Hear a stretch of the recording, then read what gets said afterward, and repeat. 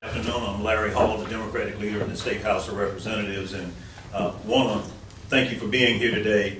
And as most of you know, I'm sure everybody knows, last week it was reported that a top state scientist testified under oath that the governor and his staff pressured him to rescind do not drink orders for water that the scientists had previously stated and he believed to be unsafe. Now, let me be clear. Families have a right to know if their drinking water is safe, and elected officials have an obligation to put health concerns first, not profit margins and public relations for big utilities. This is a story of monumental concern for those families' interests. And if true, it threatens to undermine North Carolina citizens' trust in their government and their elected leaders. And what's particularly concerning here is that Governor McCrory has systemically worked to limit the transparency on this and other issues and the accountability throughout his administration. So it makes it difficult for us to get to the bottom line of what is happening here regarding people's health and their right to know about the safety of their drinking water. So here's what we know. The state toxicologist testified under oath that he was pressured by Governor McCrory's senior staff to say that the contaminated drinking water was safe to drink.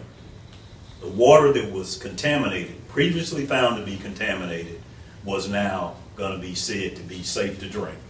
And that the governor was personally involved in this conversation. Duke Energy, the governor's former employer, sought a court order to keep the testimony from becoming public. Now bear in mind, this is a court case in the state courts of North Carolina, testimony given under oath by this top scientist, and now folks are seeking to restrict the public from seeing what he said and understanding what it means. Now Governor McCrory's chief of staff called a late night press conference and denounced the scientist, Dr. Ken Rudo, accused him of lying under oath. But it should be noted that no one from the governor's staff is willing to go under oath and make comments about this, yet and still they attack the integrity of this 30-year state employee who testified under oath and under potential penalty of perjury from the court. Subsequently, members of the McCrory administration and the campaign have sought to discredit and attack this good 30-year employee of the state, Dr. Rudo, who's a career scientist, and he continues to stand by his sworn testimony.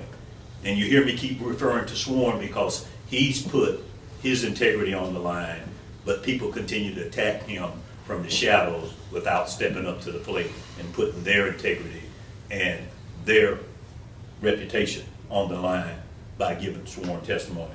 It's